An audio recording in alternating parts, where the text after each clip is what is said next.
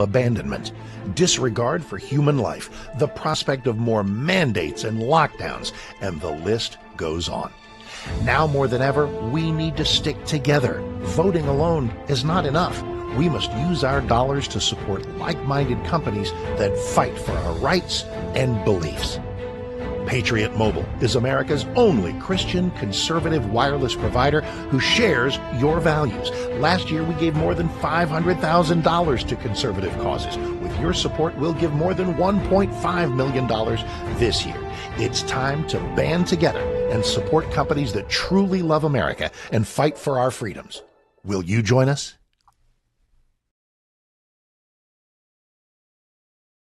Voice Radio, covering the latest state and local issues with Tom Fallbush, Bob Scott, and Jim Waters.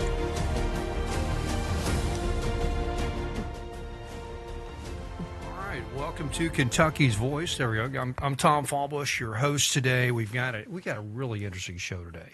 And, a lot of people have talked about this issue of, whether or not our elections are corrupt, whether or not they're stolen. I mean, come on, the whole stolen election thing from 2020, right? The whole Trump thing, right? And so, of course, there's a lot of accusations that maybe there's some corruption in our state, that there's some elections in our state that didn't go well. And maybe that's why we have Andy Bashir, or maybe that's why we have so-and-so. And so, conservatives, like Debbie and I and Bob here, we instinctually we kind of know the left is corrupt and they would steal because all they care about is power. They have no, at the end of the day, they have no core ethics, no core moral. They claim they have a morality, but their morality is not based on anything outside of their own opinions, and so they have no core morality to kind of ground them. So the most important thing to them is power. So just having political power. So why not steal an election? Because they're the righteous people on the earth. They're the holy people that understand what's good, right and wrong. And all you conservative sinners out there, we need to basically have power over you because we know better. And so why not steal elections? So instinctually we kind of know that. We kind of know that they would want to do it. They've done it. There's evidence of that throughout our history. I mean, back for JFK, back to the 19th century. But is it going on right now? Right? And there's questions of the Dominion, the Dominion voting machines, and all these things. So Debbie she's been in contact with somebody that's really done the homework on this, and so and I think we're going to have a very interesting program. We have a guest as Dr. Why don't you introduce them? I'd love to. Thank you, Tom. Yeah. And you're exactly right. And even sadly, we're afraid that we hope that cheating doesn't happen on both sides of the aisle. But in today's world, anything can happen. I met Dr. Douglas Frank a few years ago, right after the COVID-19 nightmare was going on. Actually, it was in the midst or in the wrap-up of that. After the 2020 election, Dr. Douglas Frank, let me tell you, he's from Cincinnati, Ohio, just up the road. He has a PhD in surface electroanalytical chemistry. So that's pretty big, right? Smart guy. He's a smart guy. Smart guy. Yeah, very smart guy. But he was contacted in 2020 by a good friend in Pennsylvania. If I'm wrong, he'll correct me here in a moment. After the 2020 election, saying, would you help us with your mathematical skills to find out how cheating occurred in Pennsylvania? Because we know it was, raft with fraud. Yeah. But Dr. Frank, also about him, he was in the university academics, but he also left that and he became a consultant in a manufacturing, and he did analytical devices for the national defense. He also helped set up the Schilling School for Gifted Children in Cincinnati, where he still teaches the most advanced math and science classes there. But in 2020, when he dove in to start figuring out what was happening in our elections, he has been all the way through to President Trump. He's worked with several politicians and elected officials across the country. He's made it his mission. He is like a Johnny Appleseed, travels 25 out of 30 days of a month. To me, that's a patriot going around to show us how our elections are being stolen right before our very eyes.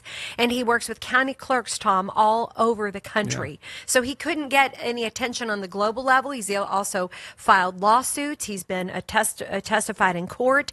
He's given so much evidence that, but he's been attempted to be discredited, but he's not. It's just that people didn't want to believe. Yeah, exactly right. And it's hard for the average American to really take it in sometimes, because like, Right. what do you mean our elections are rigged, or people are stealing votes? I mean, we have this normal country. We feel, we kind of have a nice affluent life, and if there's all this corruption going on, surely somebody would have seen it, right? Right. And so we have a bit of a skepticism, and a healthy skepticism, right? Right. Because, and I still have healthy skepticism. Yes. I think, Bob, you do too. I think we instinctually we know that this can go on, and we probably believe that it does go on, but we want to see the evidence, right? We got to see the proof in order for us to really fight that battle. So let's see if Dr. Frank can bring that proof Yes. to us, so to kind of make us all feel like, yeah, okay, there really is, this is happening. Let's go to war, And Yes, and, he's an awesome Christian man also, and make sure you jump in and get your voice heard also. 502-571-0970. we'll be right back with Dr. Frank.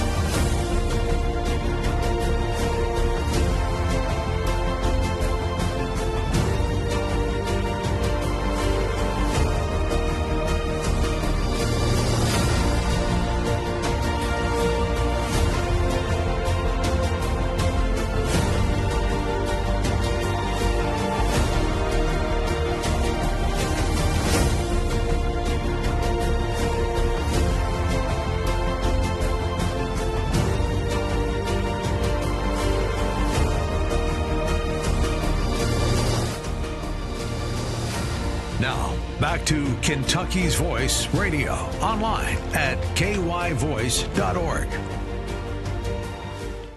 All right, welcome back to Kentucky's Voice. I'm your host today, Tom Fallbush, with my co-host Debbie Robbins and my co-host Bob Scott, who's on Zoomland.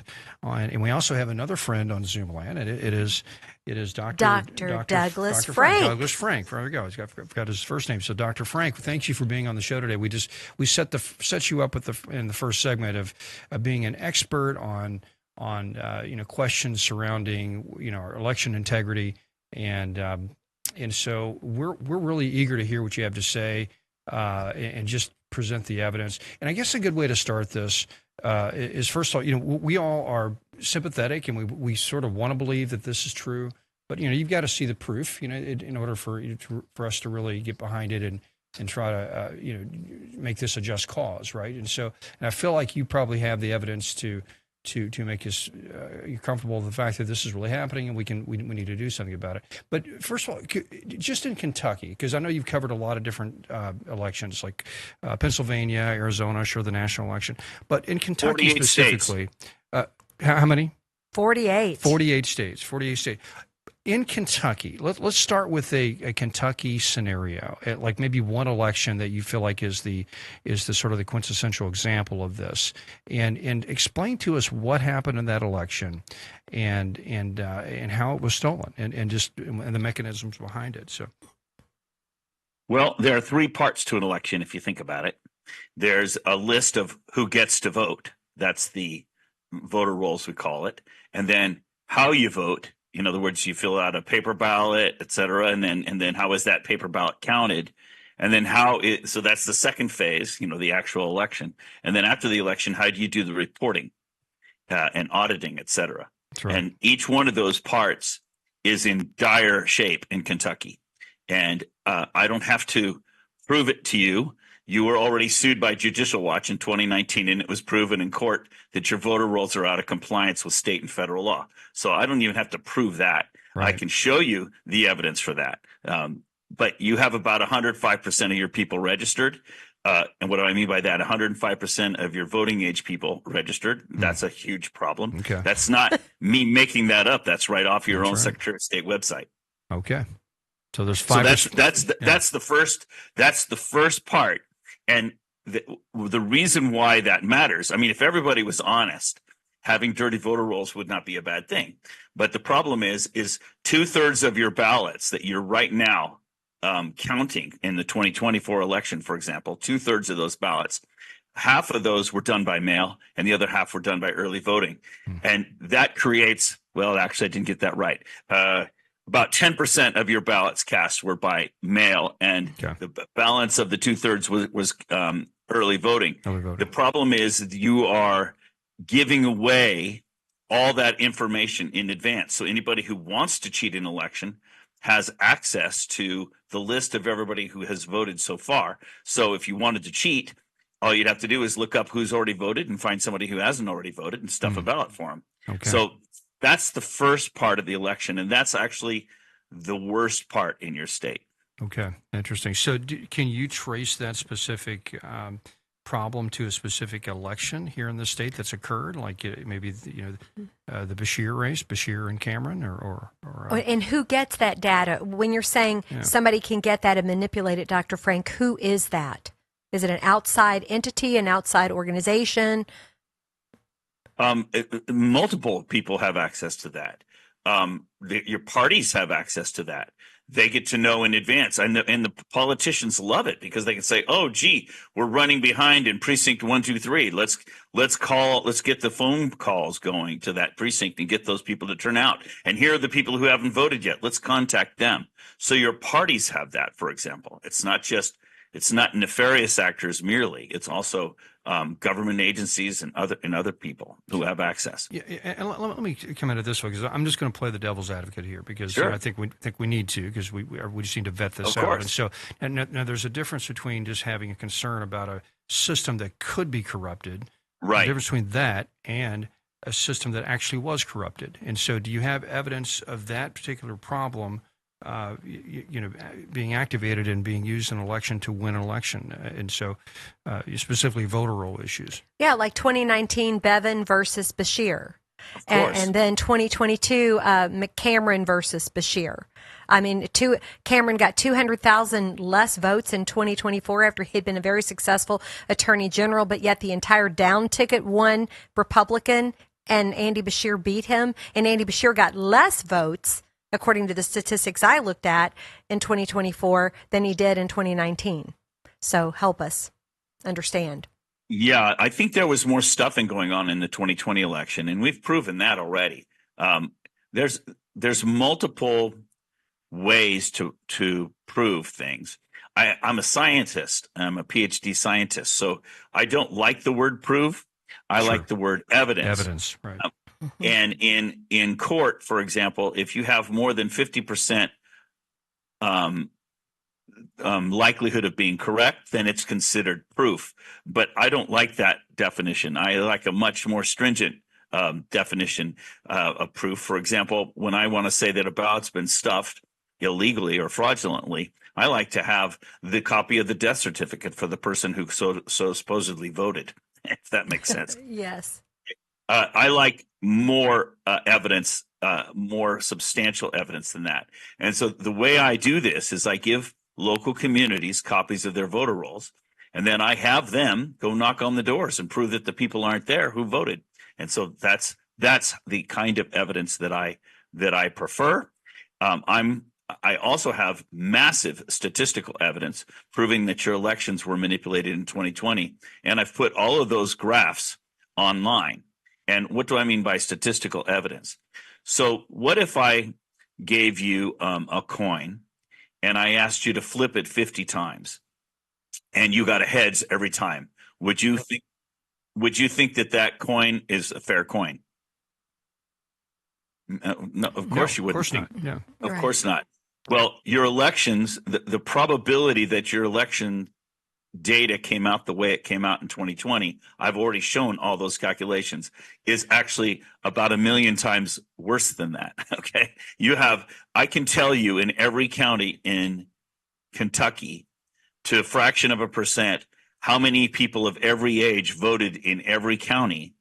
And I can do that by merely looking at one county. It's how I proved that your elections were centrally controlled. Goodness gracious! Wow. And so, if you want to say that that's not proof, you can say that that's not proof. But it's extremely compelling evidence. Right. It's astronomically unlikely to be the case. So anyway, that's one way to look at the evidence. So I can show you that the 2020 election was a mess. Now, the thing that's particularly challenging about your state versus other states, for example, I live in Ohio. If I want to look at the voter rolls right now, I can go online at this moment and download the voter rolls for every county in Ohio, including the voter history. In other words, who's voted in which elections. I can download that right now for free. Boom, click. Try doing that in Kentucky. Your state hides the data from your citizens. Really? And so, in other words, why would you want to hide it? Okay. Exactly. Well, the answer is because your voter rolls are extremely dirty, and that is not my opinion. That's provable. And when Adams claimed that he cleaned up the voter rolls, what did I do? I downloaded 2 copies of the voter rolls. I worked with Adrienne Southworth at the time. She was the one of your state senators. She got me copies of the voter rolls for your state, and I compared the 2 copies of the voter rolls. And what did I find? I found that Adams was not removing inactive and dead voters. He was removing active voters. And I can show you the names and the lists of the names. So if you want proof that he didn't clean the voter rolls like he claimed, I can show you that. And I have posted graphs and illustrations of that on my YouTube channel. That's at Douglas Frank 5204 if you want to look at that evidence. Yeah. In other words, I put all the evidence up there that people can make up their own mind, but it's very compelling. Got it. So this is fascinating. So, and I'm going to bring Bob in on this as well. But Bob, so it sounds like, there may not be necessarily a smoking gun that Dr. Frank can maybe present and sound like, here's a person that pulled a lever and caused this particular election to swing. He may not have that, but he has a lot of evidence showing that these elections could not have been won in a fair way, and I think that's Dr. Frank. Is that fair to say? I mean, but that's just the first category, right? Okay. You were asking, there are 3 categories, and you asked me what was my evidence for the first category. Okay. And so go to the how much time do you have left in this segment, Mr. Producer? 2 minutes. 3 minutes. Okay, we got time. Go to the second point, and Bob, I'll bring you back in for the next question. The next thing is, how do you cast your votes? And you guys use electronic systems, which we can hack into. And what do I mean when I say we can hack into? We have remote access to your election machines. And when I say that, people say, well, wait a minute, Dr. Frank, how can that possibly be? Because our machines can't connect to the internet. And you have to understand that that's what the clerks have been told to say, that the machines can't connect to the internet. But that's sort of a mealy-mouthed phrase, sort of like, what are the definition of is? Because the machines can connect to networks. Absolutely, they can connect to networks. But they call them secure networks. Right. Well, they're not secure. And we have the BIOS passwords for your election machines. Yeah. So one of the things I was doing in 2021, I was flying around the country with a white hat hacker who is licensed, by the way. He's a federally licensed penetration tester. And we were hacking into the elections in every state and showing the secretaries of states, including Adams, that your systems are not secure and that they're remote accessible. Yeah. So in other words, I'm walking you through the evidence. Yeah. And the first thing is I showed you that the voter rolls. The first thing I showed you is that voter rolls are dirty, and that's provable, and it's been proven in court. I don't have to prove that one. The second one is we've hacked into the elections. We have recordings of your machines online and your BIOS passwords.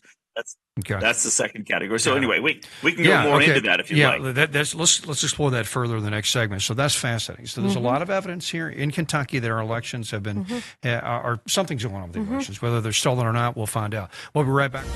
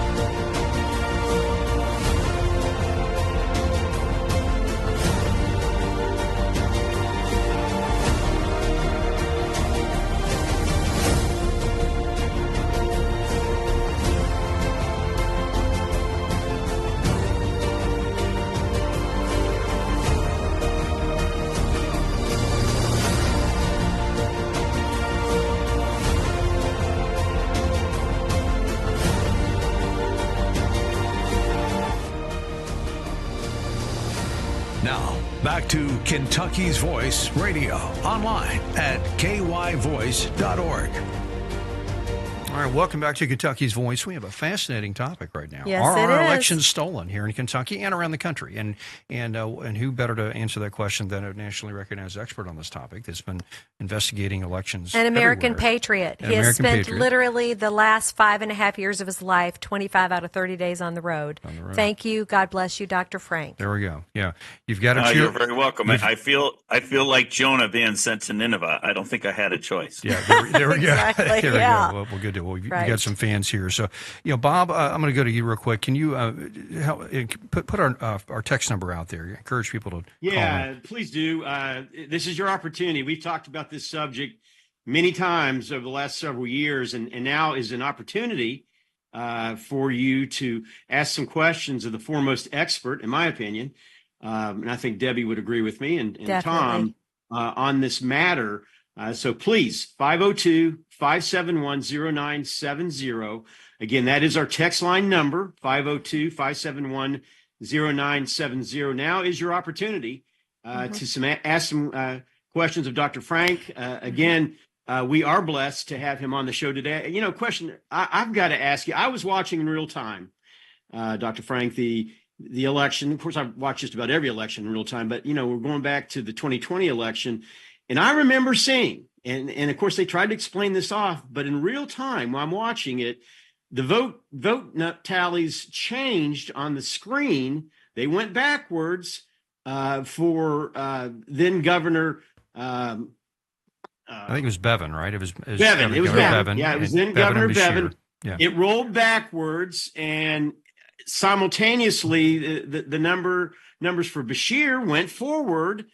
It's the first time I've ever seen that. Votes were shifted, on the votes Chiron, were shifting backwards. on the Chiron behind the television announcer. Yeah, what They have the happened? numbers there, and it just happened on the air live. Now was that system connected directly to the voter counting system, or was it just somebody in the back that made a mistake when they were typing in something? I think that's how they tried to explain it. Yeah. Well, it might have been, but that's how they tried to explain it away. But I definitely want to hear what Dr. Frank has to say about it.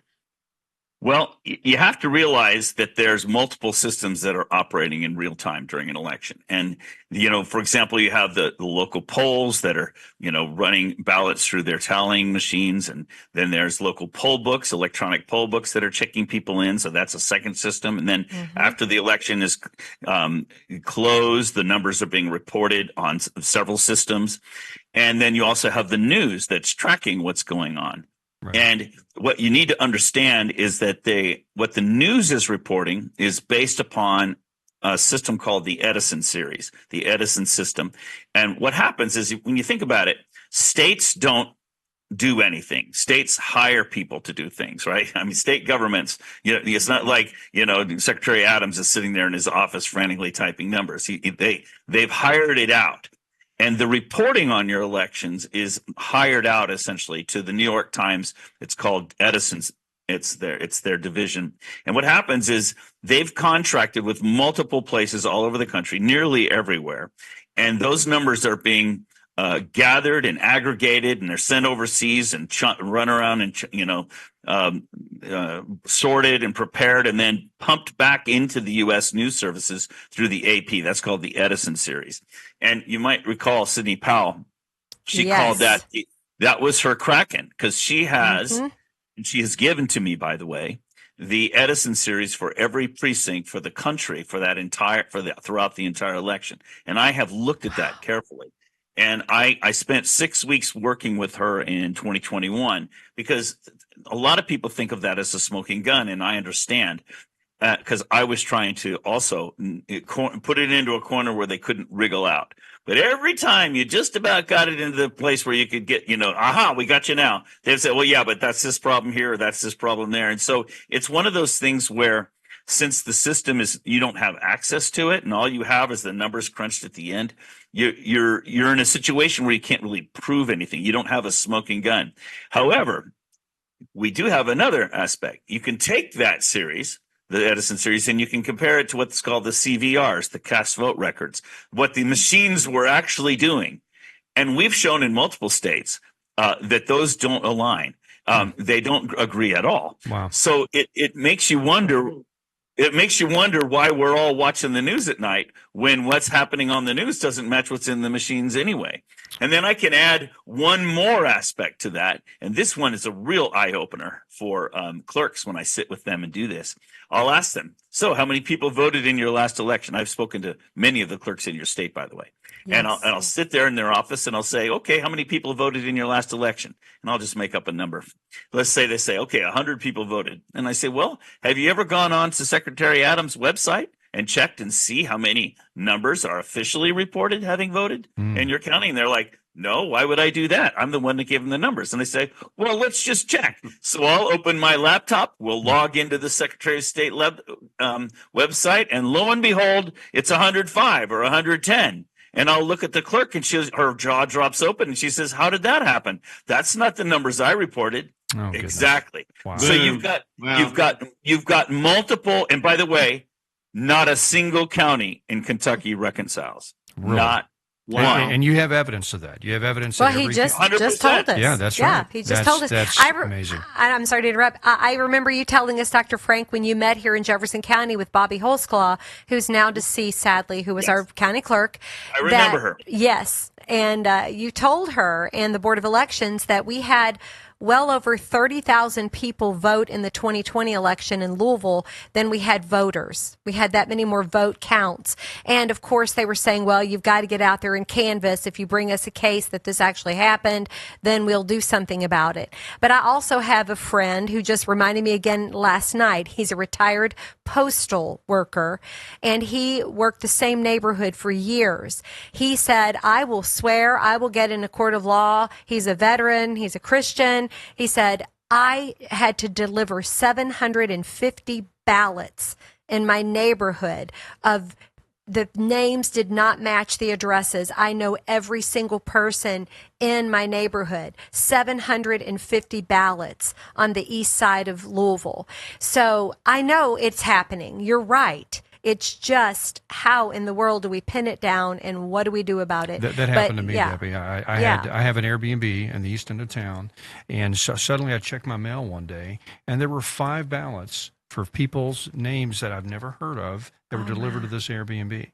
And I was just like, what is going on? Somebody made a mistake. And so these people never lived there before. It was just really random. And so, I witnessed it myself. I was clueless at the time. I threw these things away like an idiot.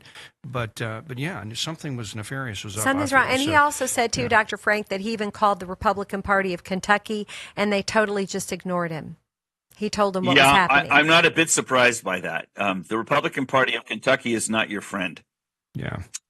In fact, Adrian Southworth, the state senator who invited me in to speak in private with a group of your legislators, she's been punished. She's been removed because of that. And she's not alone. As I've traveled the country, any state legislator or any party official that wants to address election integrity, they're removed by the Republican Party. The Republican Party is my biggest opposition in traveling the country. I haven't heard word one from any Democrats. So that's a sad situation. But I tell people it's not a Republican-Democrat issue. It's whoever's in power wants to stay in power. And that's the situation we're in. That's right. Very it seems sad. seems like this ought to be just a real cut and dry issue because there's data throughout the entire process, that you can 100%. just verify. It's not like there's an opinion that you can apply to this. It's just like here are the votes, and this didn't happen, this did happen, and just now what do you do about it? And so, and we've got 1 minute left. We have a ton of questions that have come in, and so we need to get to that in the next segment. I know, and I want to make sure he takes us through part 3. That's right. Yeah, exactly right. Through part 3 as well. Yeah. So, but anyway, I'll read one real quick just for fun. Sure. Let's see. How do we as voters elect local judges without access to their rulings on cases? So that's a kind of a unrelated issue. They just have to go look those up. Yeah. They have to go look them up. We'll answer that when we get back. So, but Dr. Frank, thanks for being with us. We're going to have you for the rest of the show, so stick with us, folks. This is a fascinating topic. We're going to get to the bottom of this the best we can, and if there's some real issues, we need to hold people accountable. If it's Mike, if it's Adams, Secretary Adams, let's go talk to him. Let's get him on the show. We'll find out. We'll be right back here on Kentucky's Voice with Dr. Frank.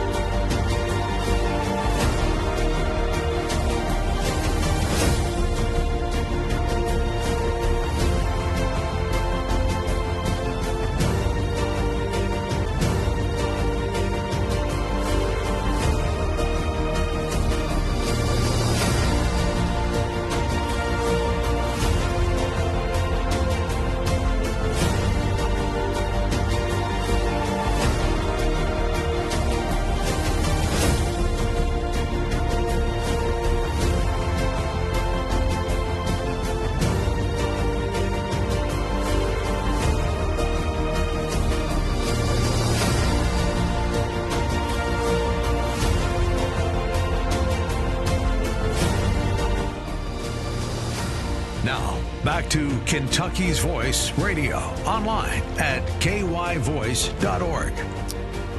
All right, welcome back to Kentucky's Voice. I'm your host today, Tom Fallbush, with Bob Scott and Debbie Robbins, and our very special guest, Dr. Douglas Frank, who is a fascinating person. He's done the hard work that we're asking. We're asking people to do this for years. Somebody needs to dig into this and figure out what's going on. Well, he's done it, and he spent his, I guess, the better part of the last decade unpacking what's happening in our elections, and it's just fascinating what he's found out. And so I want to encourage people to go to his website as well. There's election fraud. Is it 2.0 or just 20? Electionfraud20.org. So yeah, electionfraud20.org. And you can, Mr. Producer, if you can pull this up, there's a section on Kentucky, election fraud in Kentucky, and many articles here. And if people want to see my graphs for Kentucky, they're on my YouTube, which is Douglas Frank 5204, and you'll see I've put up all the evidence that I've been describing right here. Okay, well, I'll pull that up in the next segment. That's great. Yeah. Hey, Bob, we have some questions. Let's go to those questions. Yeah, and I'll throw my little editorial comment in. This Dr. Frank is not a neophyte with regard to this. It takes somebody with a PhD in mathematics and analysis like he has to really get into this. And I think that's somewhat intentional on the part of the folks that are being corrupt. But first comment, sounds like President Trump needs this man on his cabinet. Great show. Thanks. I would have to concur with that statement. I think that is and we are getting tons upon tons of comments coming in. So I'm going to try to get on that one. President Trump actually had me be his keynote speaker for his first rally after he was out of office. And so he and I are already connected. And I spoke at the Wellington rally, 21,000 people live in 2021. It was, and Mr. Trump said to me, explain to the world how they stole my election. So we're connected. Awesome. Well, that was a good call by President Trump and observation from our listener as well. Another question, did Adams, talking about Secretary Adams, reply in writing to your findings? Go ahead, sorry. No, Adams has never replied to me. Interesting. Another question, do you submit to governments, politicians, a written report of your findings? I have done so in multiple states, and I no longer do that because it's a total waste of time. There isn't one legislature in this country that wants to fix it. So I do give oral reports, though. I'll come in and I'll show graphs, and if you want to call that written, I'll give them hard copies of the graphs that I've prepared and the analyses I've prepared. I will do that. But I don't make written reports anymore because it takes too much time. It's sort of like, imagine that I'm a warrior in the middle of the battlefield and the general says, stop fighting and write up a written report and tell me what the status of the battle is. I don't think that's not the way it works. I'm engaged in hand-to-hand combat here. So the best I do is I send back pictures and my analyses as I'm doing them and equipping the local grassroots teams. Yeah, and you really are the guy that's getting out in front, in terms of like the military. You'll send your special operators in to sniff out, what the enemy is doing as far as their positioning, and we do need someone like you. But obviously, we do need to go to the next level and start doing. In fact, this next question comes right at us. Who will punish the fraud? That's going on right now. What are your thoughts? Well, we have identified many cases of fraud and documented them and brought them to law enforcement around the country. People don't hear about it because the media doesn't cover it, but I'll just give you one example. About 4 years ago, I was training a team in San Joaquin County, California, and we were finding all kinds of fraud. We brought it to the attention of the sheriff, and he was like, well, how do I investigate this? Because sheriffs don't know how to investigate electronic fraud very well. But we were teaching him, and he was on another case, which was a home gambling ring. Sheriffs know how to do that. And when he walked in and arrested one of the city council members who was involved in that ring, lo and behold, what did he discover? 70 ballots on his kitchen table. Okay. Oh. And so we have a conviction on that. Lodi, California. Anyone can look it up. But it took them 3 years. They only just sentenced him last month. It took them over 3 years for them to finally sentence the guy. So in other words, there's zero interest in prosecuting election fraud, even when we do find it. And what kind of sentence did he get, by the way, just out of curiosity? He got a 3-year sentence in prison, where he can come out after 2 years, and if he behaves himself during that third probationary year, then he's served his term. If he violates any of the terms of his probation, then he has to serve an 8-year sentence. That was his sentence. Still, it's somewhat of a slap on the hand when you consider the magnitude, of what's going on. I found some fraud when I was doing my mathematical analyses in Pennsylvania, where I started my work in 2020, December. I found a guy who had stuffed 10,000. Well, I found a situation, I should say, where we found 10,000 ballots stuffed in this one part of Montgomery County, Pennsylvania. I brought it to the attention of one of the legislators, and he showed me the lawsuit where they actually convicted the guy. They got him. They had caught him in 2012. What was his punishment? Slap on the hand and a warning not to do it again. Okay. I mean, Oh, wow. There's no interest in prosecuting election fraud. So in this state, though, is there anything happening with our legislature that's maybe trying to address this issue, maybe changing the way we vote in this state? Or is there any positive news on this front, or should we be pressuring our legislatures to do things? I understand that question, and that the reason I understand it is because I'm an honest person and you're an honest person. And you and I think that if we bring this sort of evidence to your legislature, that they'll deal with it.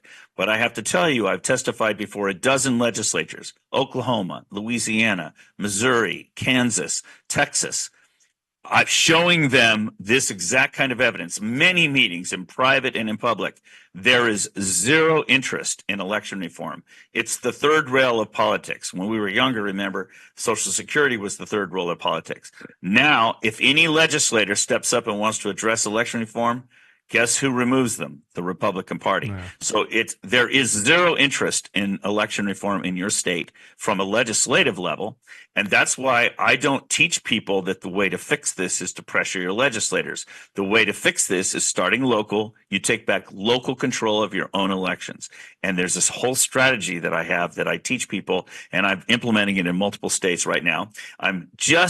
I've tried to start it twice before in Kentucky, and it's been derailed. And we're right now in a reboot to see if we can get it going at the county level again. The fix is local. You're not going to be able to fix it top down. So what does that look like? How does that work? Yes. Yeah.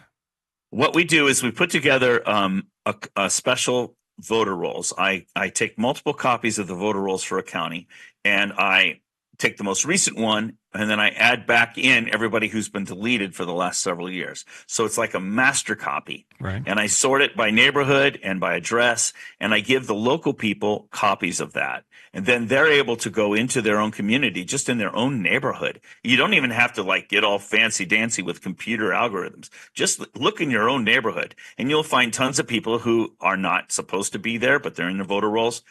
You'll find people who have voted, who haven't been there for a decade. And so we'll look them up in other states, and let's say that John Smith left Jefferson County and went to Texas 10 years ago. Well, he's in the Texas voter rolls, and guess what? He's voting in the Texas voter rolls, and we have that. Well, lo and behold, he's still voting in Kentucky. Isn't that interesting? Okay. And so that's the kind of evidence I teach them to find. Now, once we have the evidence, that is not enough. One would think that when you bring that kind of evidence to your local leaders, that would be enough, but it's not. What I've learned, is you have to build a local movement. You have to get enough people, enough critical mass that the county leaders will listen to you. And one of the problems you have in Kentucky is that you have a lot of less affluent counties. Right. And I've met with several of your commissioners in those counties and said, look, why are you using this system? It's expensive. It disenfranchises you from your constitutional rights because you have all these ballots being stuffed that are fraudulent. And they have told me eye to eye, their mouth to my ears, this is not secondhand. Dr. Frank, we know that's the problem, but we are afraid to deal with it because we rely on the state's funding, and we're afraid they'll cut us off. So really what's going on is there's financial pressure, there's political pressure, and I don't know how else to say it, but I've spent a lot of time in Kentucky, and they call it the McConnell Mafia. So there you go. Debbie, ask him about the It's really SAVE Act, sad. and maybe the SAVE Act could fix this. Well, Yeah. I know. What do you think about the SAVE Act, Dr. Frank? And then another question I had here in Kentucky. I've approached a couple of our legislators about. I'd heard you mention prior that we need to be able to let the county clerks have the authority to remove dead Yes. voters and people that have moved, And they don't have that. No, they don't, and it's inexcusable to me. I don't understand why, and and I've brought it up, and it's kind of a contentious little subject with them, but that's got to change. So I'm sure that's probably one part of your plan as well for locally for us to demand that. But that's got to go through the state legislature, doesn't it, to have it voted on? I'm not sure. I don't know the process. Doesn't. It doesn't? And here's good. why. Let's say that your governor tomorrow says, hey, there's been a school shooting, and so we're going to put a ban on open carry of weapons in the state of Kentucky. How would you react to that? You'd say, fat chance, we're not going to comply with that, because you don't have to comply with that, because you have a constitutional right to carry and to defend yourself. So in other words, if the orders given to you are not constitutional, you're obligated to not comply. Jefferson says if a law is, violates your constitutional rights, it's your obligation to not comply with it. Well, guess what? I can prove, and you can prove in your own community, that your elections are being stolen from you. Guess what? That means you don't have to comply with their system. And it's already been proven in court that their system is out of compliance with state and federal law. So you don't have to comply with an uncompliant system. The rub there is that, as I mentioned a minute ago, the counties are afraid to stand, because if they stand, they're afraid they'll lose their funding. So what I've been doing for the last couple of years is organizing multiple counties to stand together at the same time, to link elbows. And that takes the heat off of one county at a time. And I've been very successful with this. You're about to hear big news from Oregon, big news from Alabama, big news from Florida and Wisconsin and Colorado, where I've got dozens and dozens of counties now that are about to stand up, linking elbows, telling the state that they're not going to comply with the unconstitutional illegal systems anymore. That's awesome. Well, will the SAVE Act fix this? I mean, I thought Trump was going to try to bring, it's an election day, paper ballots, none of this early voting stuff, none of this mail-in ballot stuff. Is that going to fix it? 20 seconds. Yeah. No, it's not going to fix it. It's like passing another gun law to get rid of gun violence. It doesn't work, because the states are already not complying with federal law. All right, very good. Okay, all right. Okay, we'll be right back with Dr. Douglas Frank. Election integrity. I mean, it's getting sad, folks. I'm going to get discouraged. We'll be right back.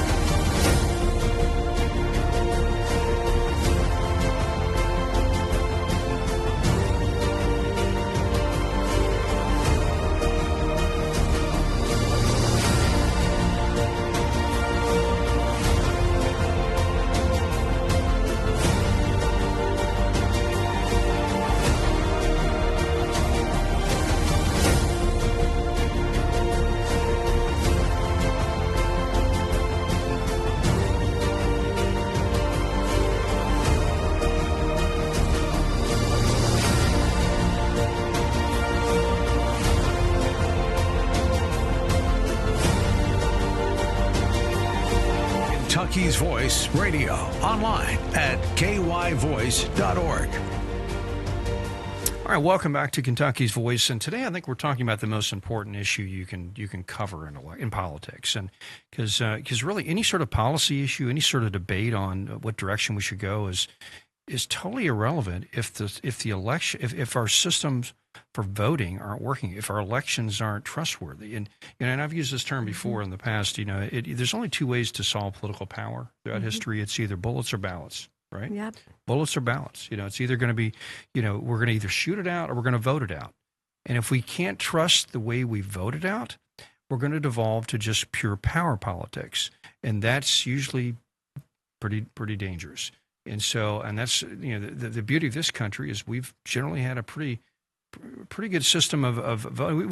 Listen, it's been corrupt from day one. I mean, there's always been people cheating. There's always an incentive there to cheat. It's just how vigilant are we to shut that down? And it sounds like we've really lost our way over the past several decades. And thank God for Dr. Douglas Frank. That's right. And so that's just why our guest today. today. I'm serious, and people like him. That's right. Go ahead. What questions do we have out there for him? I have tons here. Let's do this. Dr. Frank, summarize the three areas again. You started off in the first segment with three areas of voter integrity that we need to, or election integrity that we need to focus on. Summarize where the issues are, and just for our viewers that are just guide us. We need help in Kentucky. Sure, and since we don't have visuals to help us, let me give a simple example in each category. So the first, three parts to your election. First part, who gets to vote? That's the voter rolls. The second part is how do you actually carry out the election? And then the third part is how do you report it? And so in the first case, I told you that your voter rolls were dirty. And I just was in Warren County recently in southern Kentucky. And there they recently changed their precincts. And so the clerk mailed a first-class letter to everybody in the county to tell them where their new voting place was going to be and give them election information and things like that. And 30% of those letters came back undeliverable. Okay. So when I tell you that your voter rolls are dirty, I'm not exaggerating. That's just a simple example. Yeah. All right. So that's one thing. Okay. So then how do you vote in person? Well, right now in your elections, you're voting, 2/3 of your ballots are coming in by mail or early voting. And that is basically giving away to anybody who wants to cheat all the necessary information they need to know who hasn't voted, who we can stuff ballots for. I mean, if you have 30% of the people in your voter rolls don't belong there, you've got all kinds of wiggle room. You've got a large credit line. So that's the second category. And then the third category is how do you report the results of your election? And as I've described, I've sat down with clerks all over your state, and what they think their numbers are do not reconcile with what the state thinks their numbers are. So the solution to all of this is local control. And you brought it up beautifully earlier. You said, how come our own clerks can't clean our own voter rolls? What's happened is all the control has been taken away from the local people. And like Stalin said, he said, it's enough that the people have an election. It doesn't matter who casts the votes. What matters is who counts the votes. And your own clerks are not even counting the votes. They're just taking sticks out of your machines and plugging them in to a computer that uploads the numbers to the state. So you've basically given away control of your elections. And the solution is to bring back to local control. Exactly. I've been an election officer, Dr. Frank, for over 25 years, and I'm an election judge, meaning I go in the morning, I set up that machine and, run the tape at the beginning, and then at the end of the day, run the tape again. I'm the one who takes the stick out, puts it in the envelope, signs my life away in blood, saying I did exactly what I'm supposed to do, and raise my right hand to be a great election officer. But I've been sick in my stomach for the past 10, 15 years, every time I go work the polls, which I consider to be an honor, and I love it as a citizen. But I don't feel in my heart that things are legit. When I came home, after the 2020 election, sitting down after a 14-hour day, and I'm watching going, yes, President Trump's going to win re-election. It's going to be amazing. And then seeing all of these states, quote, shut down, water break, this happened, that happened, and then waking up at 2 or 3 o'clock in the morning, and over 200,000 ballots have been, poured in overnight. And most people, they don't pay attention. They don't understand.